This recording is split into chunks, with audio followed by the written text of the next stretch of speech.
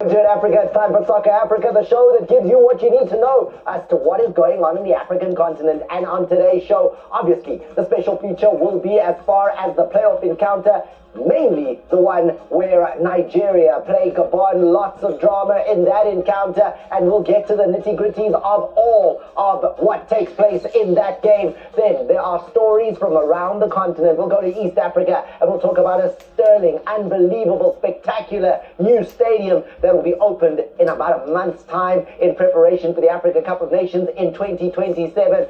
I can't wait for that Africa Cup of Nations. And speaking of AFCONs, well, what's going on as far as Morocco is concerned? We will look a little bit deeper into the situation there. And there is some huge good news if you are planning to make the trip to Morocco for the Cup of Nations.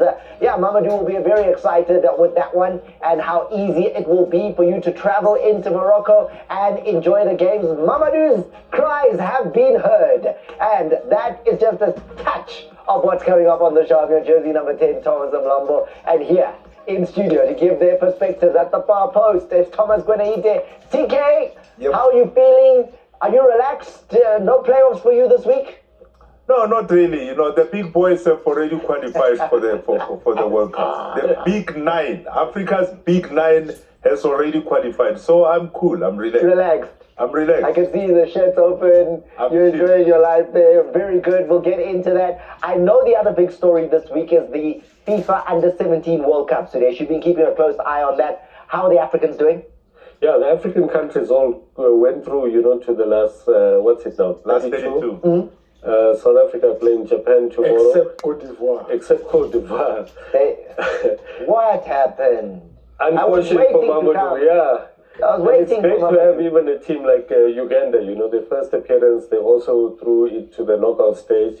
But the African countries have got each other, the Senegal and Morocco and Mali and Uganda, but South Africa with Japan. So I think a good show is showing there. Not even no win.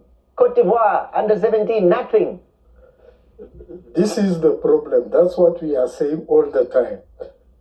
Cote d'Ivoire finished number 3 bronze medal in Morocco for the AFCON Under-17, qualifying for the World Cup. Guess what? Going to the World Cup, they changed the team to 75%. Out of the 22 players that were at the AFCON, only 6 went to this World Cup. Why did they do that? That's tell you. That's when the business company, the business of agents and academies, agents of the players, of team managers, of club owners, they changed the team by 75%. Only 6 out of 22 that were at the AFCON. Obviously, this is a recipe for failure. Then I am not surprised. Well, with the World Cup on and Under-17s doing so brilliantly, Senegal are traditionally one of those nations that shine at an Under-17 World Cup, and nothing different this time around. Morocco also put the sword to New Caledonia with a 16-0 victory, and that was also impressive, TK. It was. That's one I want to get into, but as we look at Senegal, Sudesh, you always are telling us about the next new young Senegalese superstar that's going to break out of a tournament. Are you seeing them here? El Hadji Cisse. That's the name we need to watch. El Hadji Cisse. Cisse from Senegal. Yeah? What does he give us? That's going to be the next big star from Senegal. And where is he playing? What's he giving us when we watch as the tournament goes on? He's an attacker. He scored the goals, most of the goals. He plays all over the front line. He's been scoring a lot of goals. So he's the key player in the team. There we go. The Senegalese are a side to be reckoned with at the tournament. 16-0. Yeah. A goal in the 3rd minute for Morocco and a goal in the 90th minute. For me, that says professionalism, TK. It does. I think you look at the Morocco team at Under-17, their Under-20 team has won the FIFA World Cup. The senior men team was knocked out in the semi-finals of the World Cup. And I think what impressed me about this Under-17 Morocco team is their organization. You can see it's a very well coached team. Defensively they are very solid, and they change their attacking strategies. Their counter-attacking is very deadly. But 16-0, guys. That shows professionalism and discipline. Any other team, and I'm afraid my own countrymen in South Africa, we would have done the shibobo and and done all those things. But Morocco went for the kill. And embarrassing. They Yes. didn't embarrass New Caledonia. Yeah. And this is the thing, though. The question then becomes, with FIFA expanding the number of teams at tournaments like the Senior World Cup, now they have the 17 World Cup and the 20 World Cups, more teams, we get results like this. Good or bad? In a way, it's good because you're giving other countries a chance to play the highest To level. get a hiding. A few will get a hiding, but it also gives the others a chance to play regularly against international So you opponents. see it as a learning curve. It's a learning curve, and the good thing is that the Under-17 World Cup is going to happen every year for the next 5 years, So you're going to see the continuity, you're going to see a pathway. Hopefully the age cheating will be eradicated. Well, you can't. At under 17, you can't. Yeah, I'm saying these players will be tracked as they move up. Yeah, because you can't age cheat at under 17. Anymore, yeah. MRI is there, but Yeah, it can only be under 20 because the MRI doesn't work there. But at under 17 level, the wrist gives you away. There's no way you can be over 17 at the under 17 tournament. And the good thing is we have 10 African countries there yeah. for the U-17, which give Africa a very good platform to showcase their talent. And the talent is really there. I want to stay with the young players, right? We're talking under 17 here. There's an 18-year-old that is making a few waves. Conversations are taking place, and they're taking place in Algeria. Ethan Mbappe. Yeah, you heard me right. Ethan Mbappe is the younger brother of the more famous of the Mbappes. There is his more famous brother up in the stands. Ethan, at 18 years of age, is a former PSG product in the development. He's playing at Lille nowadays. He's played a couple of games there. And the conversation here is, will he get the opportunity to play for Algeria? Now, he does qualify through his mother, Faiza Lamari, because she has Algerian roots. And we've already seen Algeria are not shy to give the opportunity for players to come and join Algeria. We saw that already with Lucas Zidane, who has already taken his opportunity to play in goal for Algeria. Now, Ethan Mbappe, there's a conversation, TK, that's apparently they've made, and this is the allegation. Algeria have made inquiries to Ethan to say, listen, would you consider coming and joining and being an Atlas Lion? Yeah, good for Algeria. They've qualified for the World Cup, and they know that the mere fact that they'll be going to the World Cup will be enticing enough for Ethan maybe perhaps to consider joining them at the World Cup. But one wonders, because he's played for France at junior level. Has he got a hint already that he's not good enough to go up to the senior team? The Algerians saying it's a long-term strategy, and I can believe it. Yes. I mean, if you're looking at an 18-year-old, it's not about this World Cup necessarily. They're saying long-term, we're looking to try and bring in players who have dual citizenship around the world and start to beef up the Algerian national team. Yeah, I think that's a good thing. Morocco has been doing it for years, So why not? As long as African football, they benefit from that because these players have African heritage. He's a young boy. He's not going to play in this World Cup coming up. But Well, you don't know that. Thing, maybe. You don't know that? But I think it's good. Because Mamadou always says he's a brand.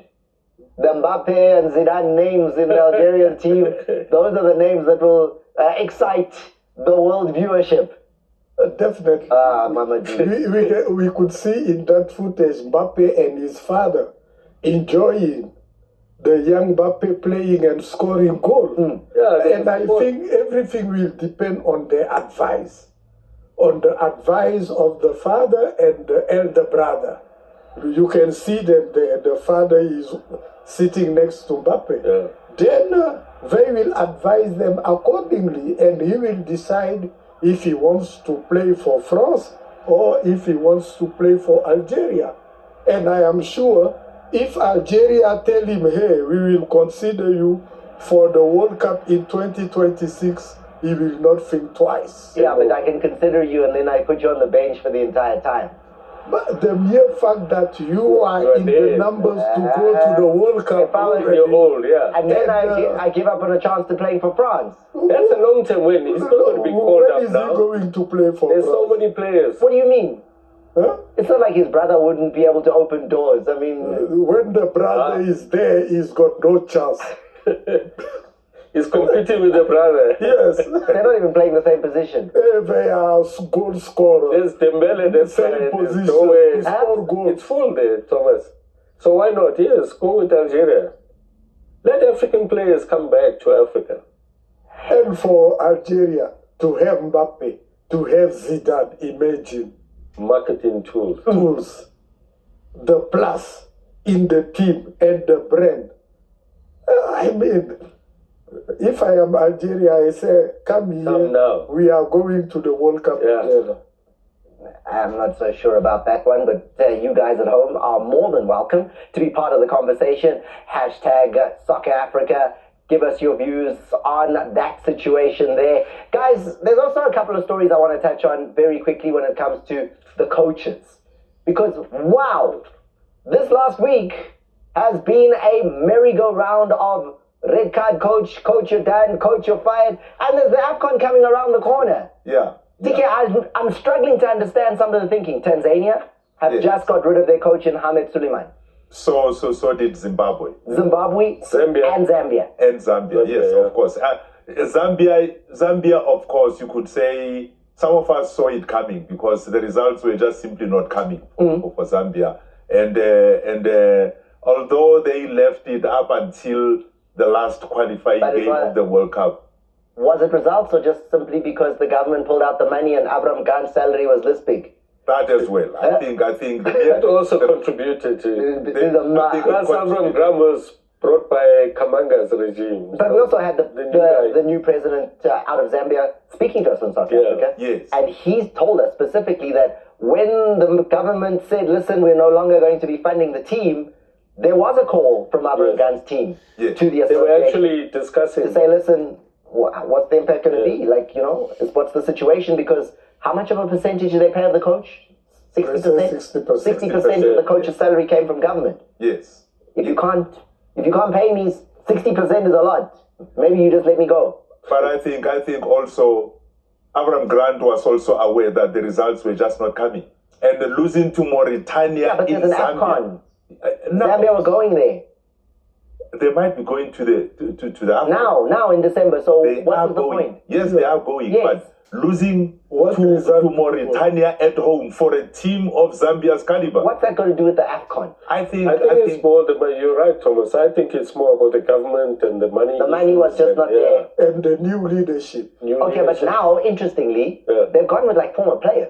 Yes. The entire setup for Zambia now is former players. Moses Chichone is the new head coach. Looking at the assistants, you've got Andrew Senkala, Peri Mutapa, Kennedy Mwini. you've got Kennedy Mwini, Kennedy Mwini. and then you've got Joseph Musonda as the fitness Yeah. coach. I mean, that bench can come in and play in terms of if it was Things really are needed. going bad, yeah. and I think it's a good thing for federations not to forget legends of the game, players who played and who earned their stripes. And I mean, your Kennedy won the AFCON. Goalkeeper coach. He's now the goalkeeper coach, and Peri Mutapa is a legend of Zambian football. So yeah. But I hope it's not a short-term thing where they're using the locals just to fill the gap until they stabilize and Right, get depending funding, on the results. and then bring. But we've got three nations who have just got rid of coaches, 2 months to go to an Yeah. AFCON. I'm trying to understand that. I look at what, for instance, Tanzania have done.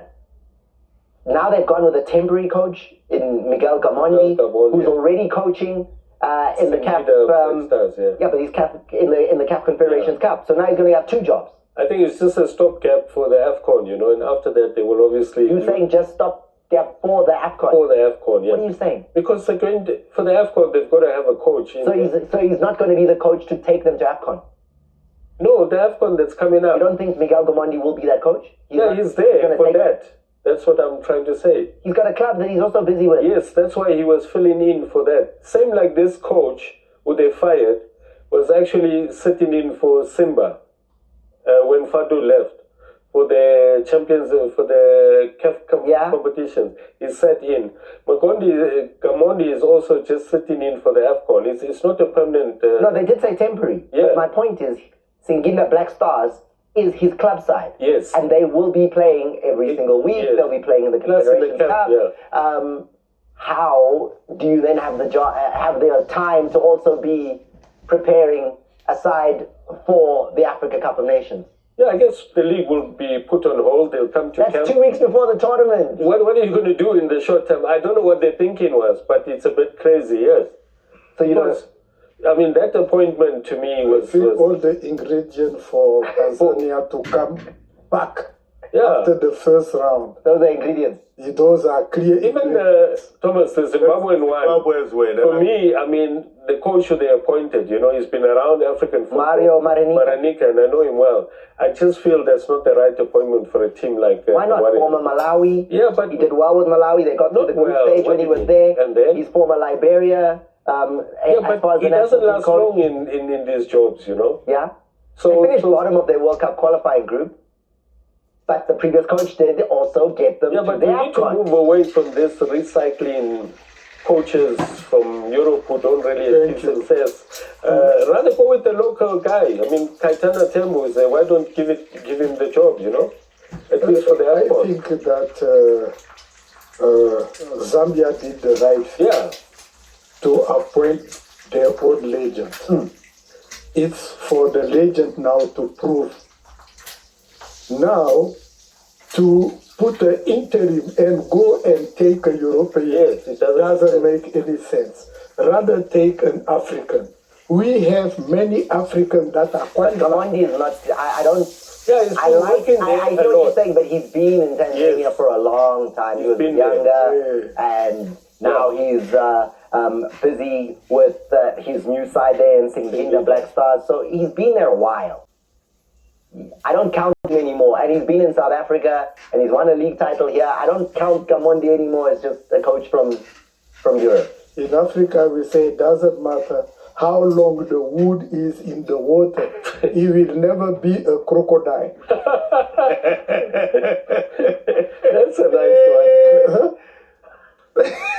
Hey, then you eat a peanut It's coming. It doesn't matter how long the wood is in the water. It'll never be a crocodile. On the coaching front, there's also good news. South African Quinton Fortune, assistant coach for Serbian national team. Yeah. They actually play in England tonight. Quinton Fortune is the assistant coach for Serbia. So that's the situation with the coaches. And if you're showing off with coaches, we might as well show off with the South African coach, Bradley Cornell. Bradley Cornell has been voted the best coach of the year. coach of the year in the North American. In the MLS. Absolutely. And Olwe Tumakanya, the South African defender, was nominated for best defender of the year. I remember 2 years ago when I visited. You were there, Yes. In St. Louis. Yes. He was coaching St. Louis. Correct. I mean, the man was the man in town. Bradley. No, it's very Let's give viewers at home a sense, right? Bradley Cornell, tell us a little bit about him, TK. Bradley Cornell is a former Bafana left back. He played for Bidvest Vets, and then he transferred to Kaizer Chiefs, and that's where he won. Germany. Then he went to Germany and played in Germany for a number of years as well, and then he ended his place in the Bafana and a couple of caps there as well before. When he retired, he became a coach, and so far he's been very successful. Coaching Philadelphia Union, great season they've had. They topped the Eastern Conference, and then also had a season where they got 20 wins out of 34 games. That is the highest in the Philadelphia Union's history in one season. So Bradley Cornell then goes on and wins a tournament because, America, they got a lot of competitions. We don't understand that. This is but they go and win something called the Supporters Shield. And that now puts them into the playoffs. They're now waiting for New York or one other side to join in that playoff. And potentially there's more accolades waiting ahead. But Bradley Cornell is the MLS coach of the season. Based on what he's done so far, that's a South African doing some great things up in the USA. And again, someone that has now thrown his name into the hat because after, Hugo Bruce. you know? After Hugo Bruce, after the open World season Cup, after Hugo has Bruce. said his. Helman, I like what is Helman doing his Kalele did. A I license. like what Helman did. Helman has enrolled to do a CAF A license. And that is very In good. Lesotho. In Lesotho, for that matter. He's gone to Lesotho to do that because he had a B license when he was assisting Hugo Bruce. And we all know that at that level, to coach a national team, you have to have an A license. What I like is that there are a lot of other players, some of his colleagues, have this entitlement kind of thing that because they played for Bafana, they automatically deserve to be coaches of Premier League teams and the national teams. What Helman has done, big ups to him. Yeah. All right, so there is quite a few that are throwing their names just to be noticed. We're not saying they're throwing their names in the hat, but there's depth now. And when you talk about an assistant coach stepping up, that's exactly what has happened when we were talking previously about the coaching situation, because that's where we see Moses Sichone when we talk about Zambia. He was the former assistant coach and Abram Khan for all that time. So there's continuity. He now just steps up. Yes. Yes. That's the kind of consistency you want, and that's also where you've learned from a big name like Abram Grant, and hopefully you can bring that you've learned and become a crocodile. And Mamadou, talking of coaches, Rolani is unbeaten in Algeria, is number one on the log. Which is very good. Very good. 8 games unbeaten. 8 games. Only team in the Algerian league unbeaten. The biggest team in Algeria, Mouloudia club. Which is excellent. Fadlu Davids at Raja is doing an exceptional job also. The African coaches are there. Look, River of Nigeria. They make it for the first time in the group stage. With a local coach. We have the coaches everywhere. Give them the opportunity. We must get out of this inferiority complex. Yes. You see, by always bringing to trust our own European coaches, the good thing is, out of the 9 African countries that are going to the World Cup, I think 7 are African local coaches. It should be 9 out of 9. And you look at the Ghana coach, Otto Addo, is making history as the first African to play and coach in the World Cup. Twice. So now you're talking about the World Cup, and obviously Morocco comes straight into my mind, and I look at what we were speaking about earlier, Mamadou. The excitement that you must be having right now when the local organizing committee of Morocco come forward with a AFCON story. So I'm being told that we're not going to talk about that just yet. We'll go with that a little bit later on in the show. However, let's move on and have a look at what's going on as far as Uganda is concerned. AFCON, brand new stadium, and this is what we can look forward to in 2027. Here are some of the stadiums that they are putting together, but the Hoima complex in Uganda, that is the one that so many are talking about. $130 million having been spent on it, 20,000 seater, 12 hospitality suites, 1,000 VIP seats, media area, indoor pool, high performance center, restaurant. Hey! You know, Thomas, this is very good news for African football, because only 3-4 years ago, 23 countries across Africa did not have home stadiums. As a result, some of them had to play their home games in South Africa, and some had to play their home games in Morocco. But when you see countries like Uganda investing in infrastructure, building modern stadiums like this, it can only augur well for the game. It can only improve the game. And when you look at, the pitch itself, it's just the pitch, And look how early, because Mamadou's always complaining, look how early, Mamadou. Yes. Early. That's at least 8 months away from the tournament, right? And we are already in a situation where Uganda are telling you we're opening the stadium next month. It's in the state of... How many stadiums they are opening? Only one. No. They'll be ready, and this one is... This is the first one. And they don't need to have 9 stadiums. There are 3 hosts. Yes, For the Africa in 2027. Kenya is busy. Tanzania is almost ready. Kenya is ready. Uganda are showing some great stadiums. You need 2 like this.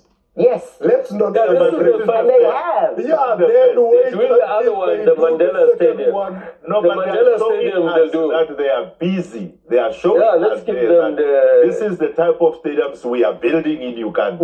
My friend, in Africa, We should give them credit. you wait until No, we don't have to wait. they blow the This is whistle. done. This is ready. Wayman's ready.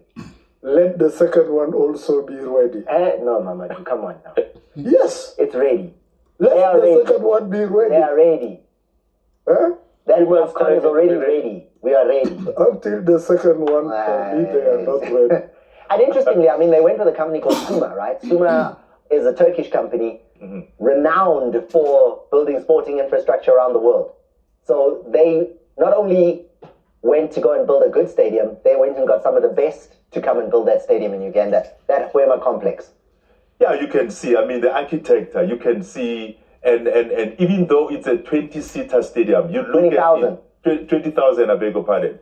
You look at the structure of the stadium. It's a modern stadium.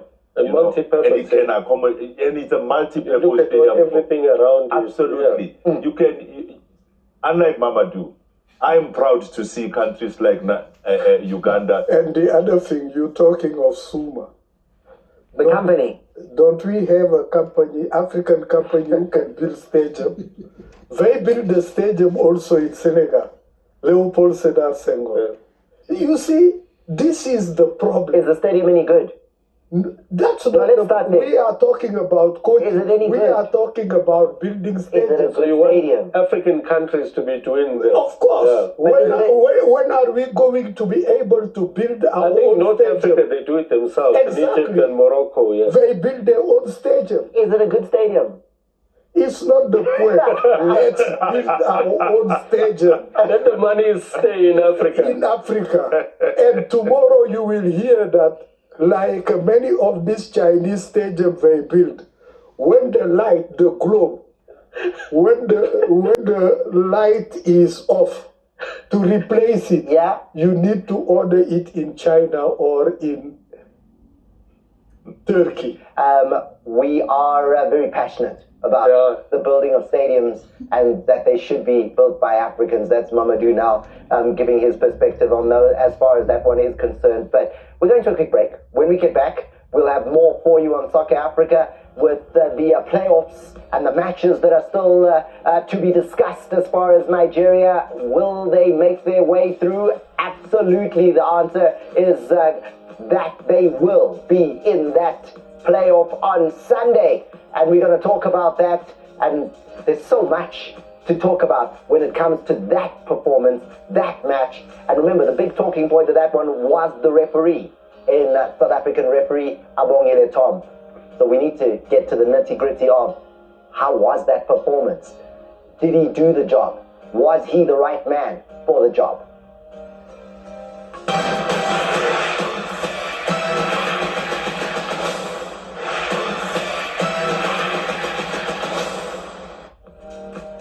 Welcome back. Now there's a big interview that's coming your way, and it's going to be dropping tomorrow on Supersport's YouTube page. That interview will be with Lyle Foster, the Burnley striker, the Bafana striker, the man who in all likelihood will be leading Bafana's front line at the FIFA World Cup in 2026.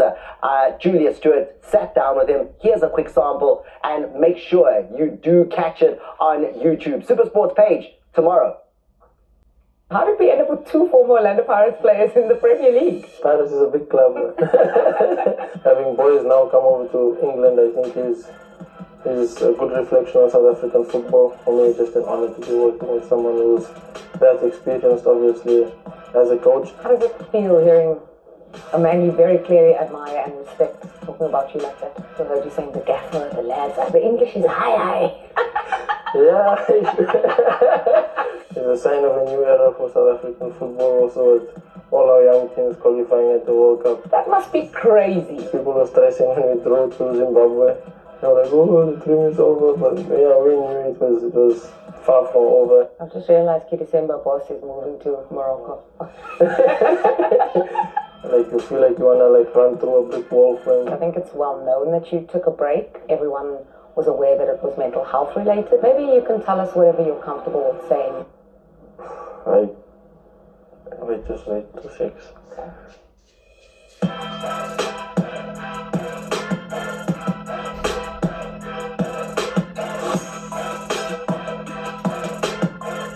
Looks like it's going to also be an emotional and insightful interview with Lyle Foster, who 8 games into the Premier League season, 2 goals already that he's found the back of the net. And if he does talk about the TK, what kept him out of the game for all that time, it's going to be very interesting how forthcoming and how honest he will be about what was going on with him during that time. Absolutely, I agree with you, Thomas, because quite often, we don't realize the pressures that professional footballers or professional sportmen and women go through.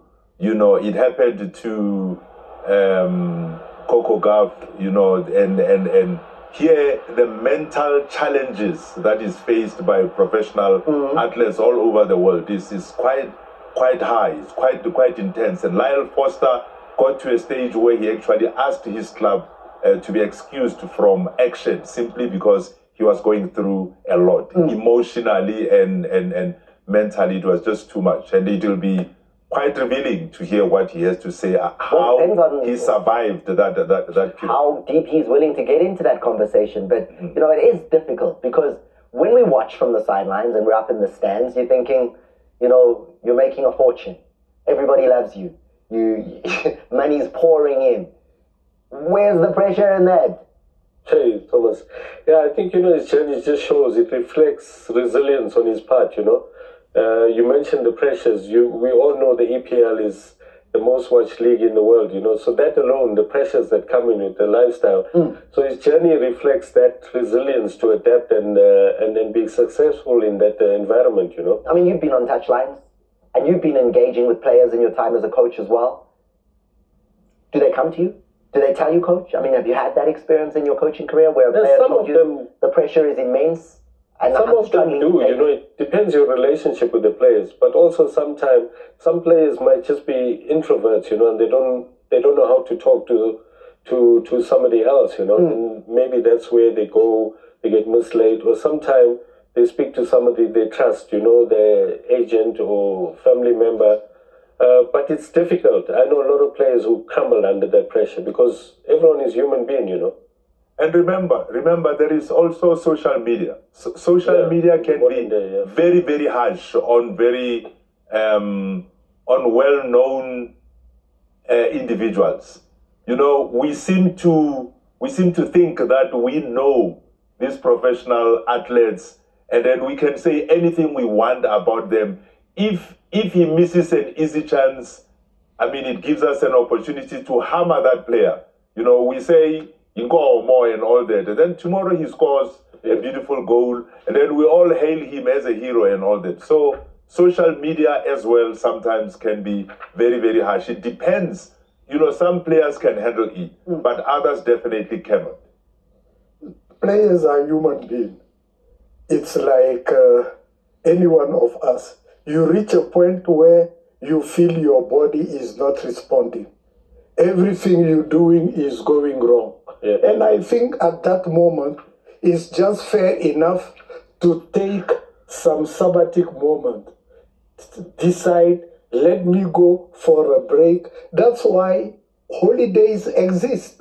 For everybody. You reach a point where you feel that, no, I need to go to Bahamas or Mauritius to take time to really rest not only my mind but also my body. And I think he did the right thing. Now you can see after that he came back, the goals are getting in.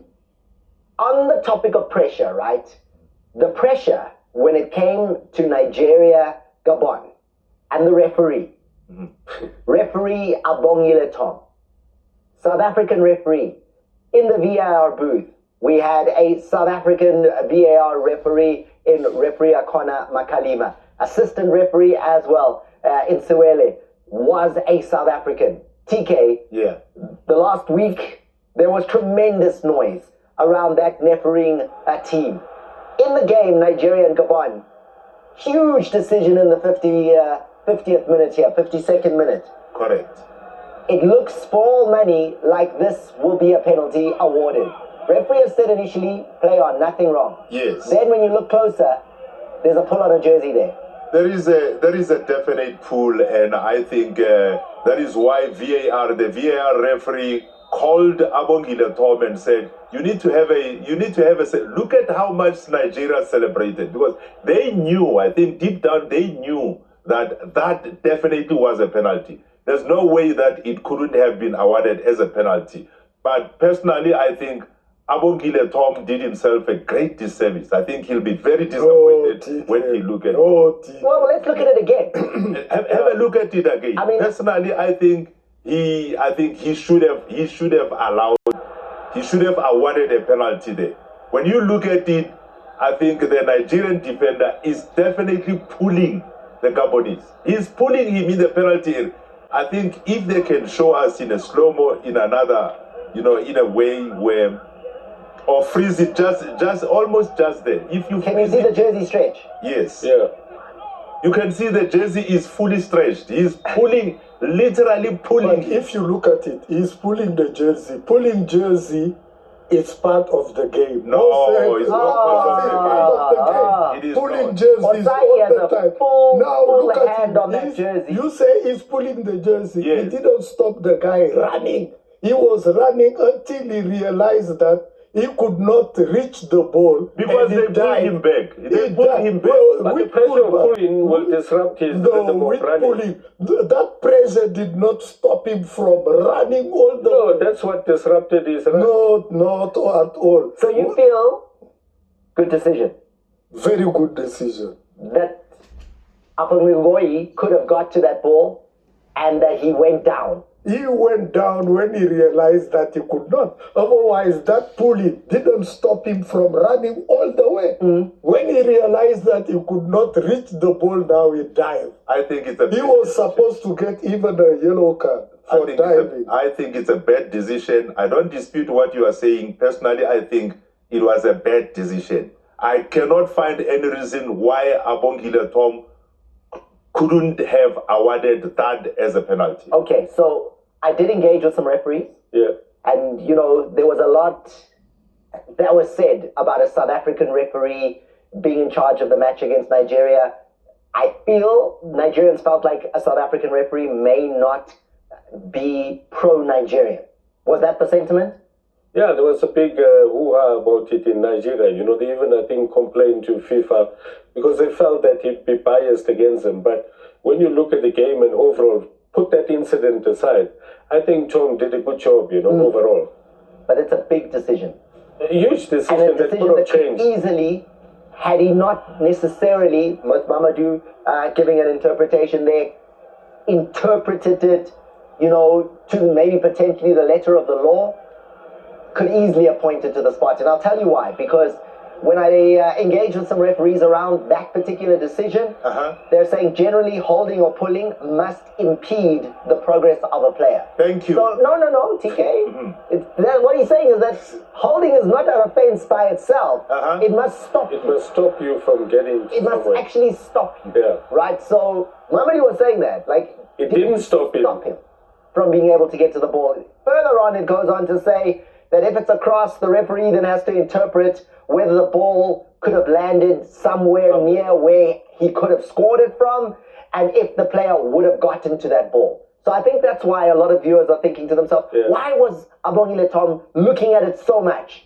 These are the considerations he had to think about. Trajectory of the ball. Will Abongile be able to get to that ball or not? And then the last one is the pull actually stopping him from making the ground to get to that position? And these were the things, because he spent... There's the pull. There's the yes, pull. Absolutely, the pull is clear. The pull is clear, TK. We do see it. Yeah. But that's not the only consideration. Well, if the law says like that, well then, so be it. I withdraw. I still feel though that he should have awarded And it. I'll But tell you- if the law says, I'll tell you what my top ref tells me, and I'm going to read his last line here, right? He says, even if it's clear holding, and the player would not have gotten to the ball, there is no foul. I withdraw. Okay, That's what I'm told. I withdraw. good. That's what I'm told, guys. So even if it's still holding, And you wouldn't get to the ball. it's still not a foul. It's not a foul. Wow. Which is why and again, I'm not saying that that's the situation there. I was trying to understand why Why? Abongile Tom would have made that. Because we know him to be such an excellent Like, referee. and Then he's still an excellent He referee. still is. He's a Yes. very He took the experienced right man. decision. No, I agree. That is why I say I withdraw. So I all I was withdraw. trying to do by asking Yeah. was, let's try and understand why he made that. Yeah, the decision, thinking, you know, yeah. whether it's right or not or wrong is another story, and that's something you guys at home can decide. I'm not saying it's a right decision or a wrong decision. I wanted to understand What was the why thinking, he could have made that decision, because everyone in the world goes, it must be this, or it's an envelope, or it's that. But there are rules that support the decision. That's all I wanted to Yeah. say. And he's a Now it's up to very you to decide experienced whether it's wrong referee, and yeah. right or wrong. So you've heard some of the laws Yeah. and the considerations that say it could support it not being a penalty. No. Are you so okay with that? It No, doesn't mean okay. you're wrong, TK. It means that it could still be a penalty. I mean, you might still feel like he could have got there. But there is law that supports that he cannot make that decision. Like it may not be a penalty. Well, if the law says that holding, and especially if the ball the player couldn't get to the ball, Yes. it's actually not a foul, then noted. That's what I'm told. I'm also surprised. No, I accept. I'm also surprised. I'm not saying it's me. I'm saying this is what I was told. Honestly, as a layman, I felt that was a penalty, definitely. But the law says otherwise, and so that is why I say I withdraw. That is And this is exactly an what I experienced said. referee. And interestingly, I mean, you picked it up immediately. Yes. You were saying it without even knowing all of that stuff. So I was surprised. Like, Muhammad, okay, where you come from? But we are involved in football. wow. We watch football week in, week out. Even though we are not referees, we can see the pulling of jersey every time in every league game. The referee doesn't blow his whistle for that. Yeah. Because the Not giving of that necessarily. penalty potentially could have changed the outcome of that game. It No, would have. that was going It to be would a have. daylight robbery if he gave that penalty. Not even daylight. Never. Yes. Do you know what I can tell you? 99% of the world would have said that is a penalty. No. 99%. Because they were not aware of the depth of They the would have rule. said that's a penalty. But you see, the rule is the rule. No, I'm not thinking- what people say outside there. Yeah, but the majority of people would have said penalty. But the majority doesn't mean that they are right. Majority doesn't mean that you are right. Disclaimer here, I'm only sharing what some top referee have given me in terms of considerations in that situation. It's still up to you to decide whether the decision was right or wrong. And this is that conversation we need to have about VAR, right? Because VAR is supposed to be the one that makes it clear. Obvious! Yeah, VAR has decided. Now we come and say, but look, even after VAR, we're still going to fight about this decision, right? We are. In Gabon, they're going to say it's a penalty. In Nigeria, they're going to say, Abongile Tom, South Africa's number one. You are fantastic. So And I you think need we told VAR. you. We'll be back after this.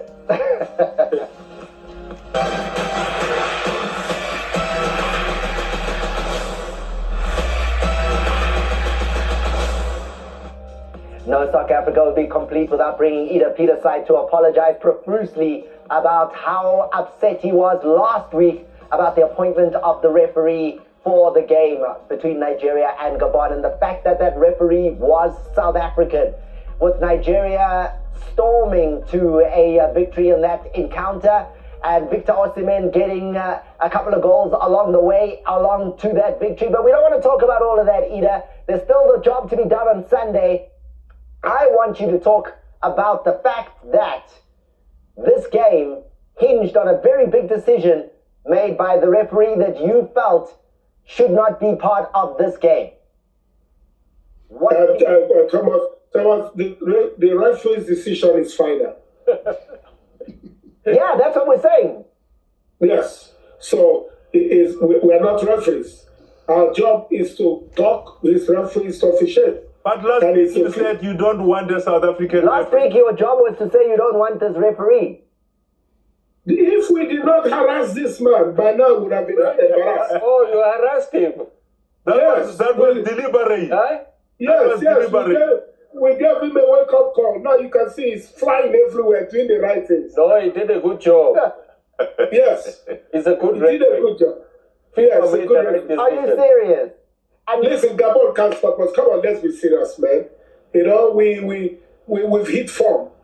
You know, look at this game. We're saying 4-1, it would have been 9-1. You know, with all the opportunities we got in the first half, the goalkeeper has done well. Everyone expected us to win. We wouldn't have lost to Gabon with the form we have. We have built up a lot of form. well, I mean, it went to extra time, Ida. It wasn't an easy game. It went to extra time, this encounter. So as much as you say, yeah, we should have buried them, it was 1-1 after 90 minutes. Let's be frank. We lost a lot of chances. You know, you could see that.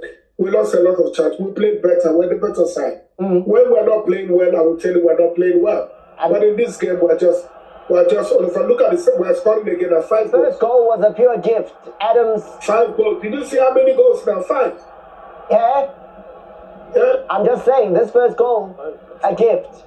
Adams scoring. He's in red hot form though. 2 goals now in 3 caps for Nigeria. Then Ajuke.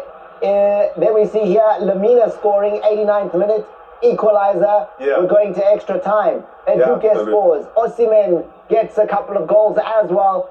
Nigeria put the Gabonese side to bed in this game, but everyone will always come back to that penalty decision. It's going to be discussed for months and months and months in terms of its correctness. Thomas, we want to loan them 1 goal. Let's give them the goal. To have this. Wow. Thomas, Nigeria deserves to win.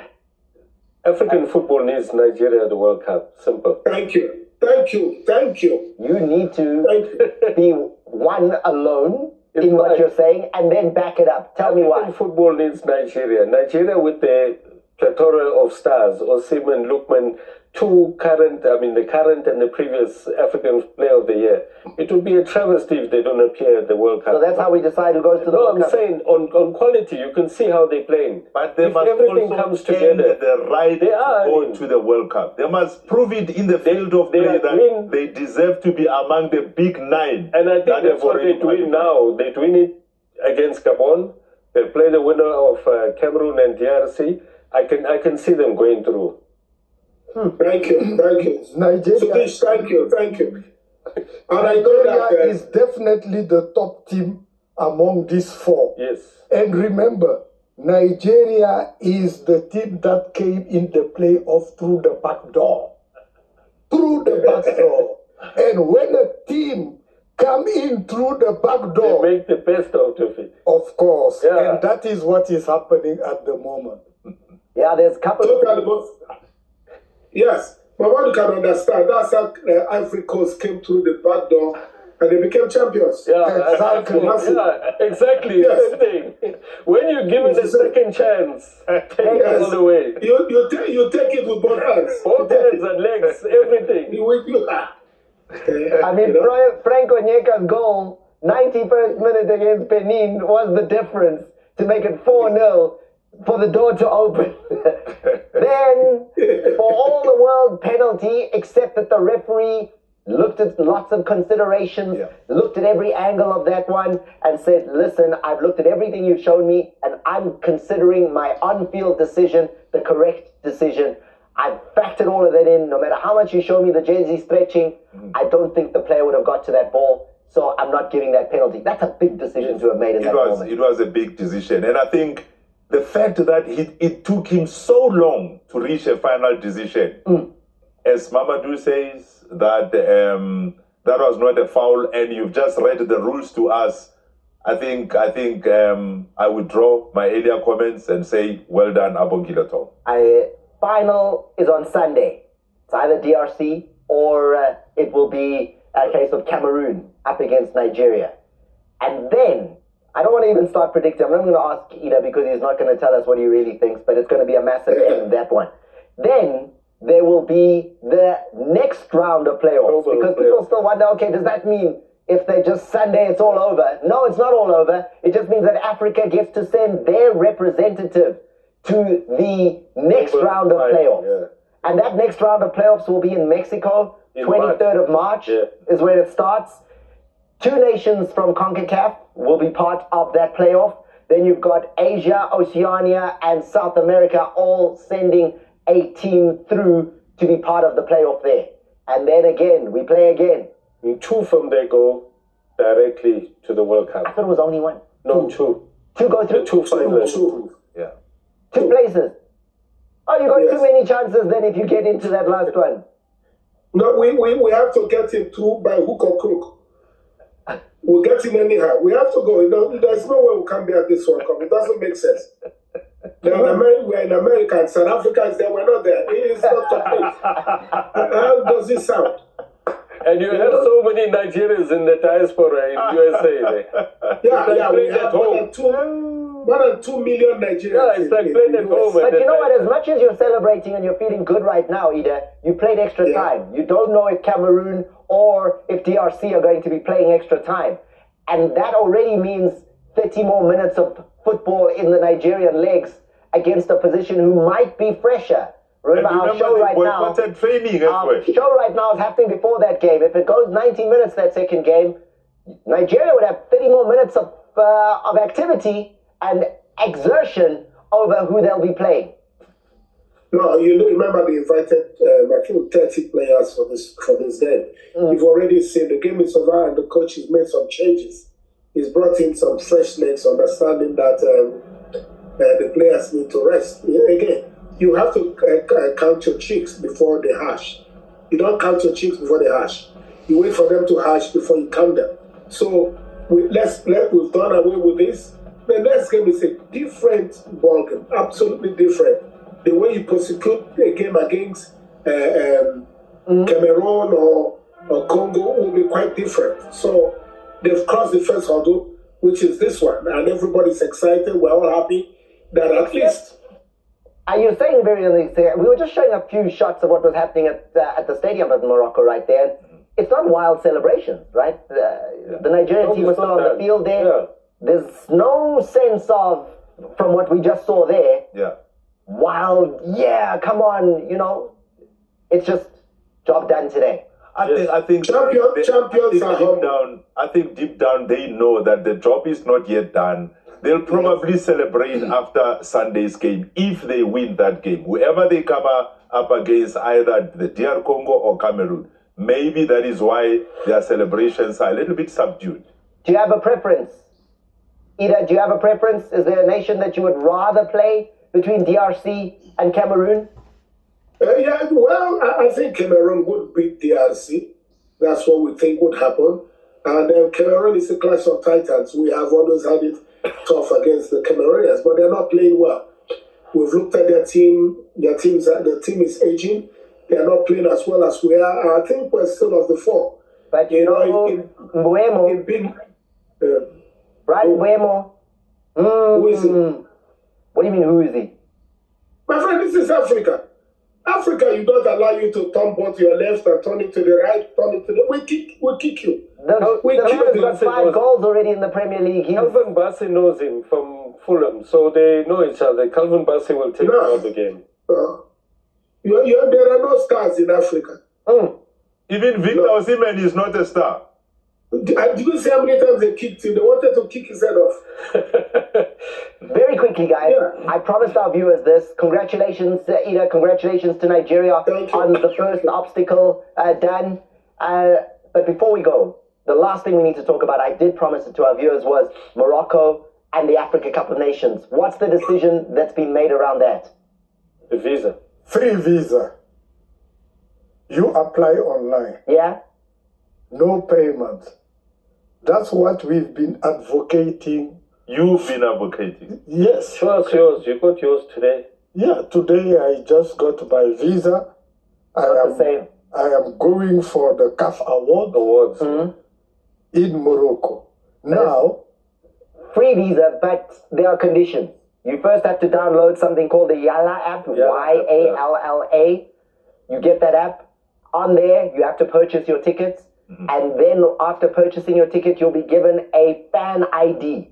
That fan ID is what's going to give you access then to get a visa to the Kingdom of Morocco. Without that, it's not as simple as just going to the embassy and all of that. You have to have tickets, you can and you have to also have go done to it on the the app. embassy. The No, embassy option also is open. From what I understand, that's not the case. No, for people, like for most football federation, they will go to the embassy with all their personnel and staff, get the visa. Embassies are still open for visa. But for fans, the best way to go about that is to do the Yalla app, purchase your tickets there, get your fan ID. A fan ID will compulsory to be getting into any of the stadiums in Morocco for the Africa Cup of Nations.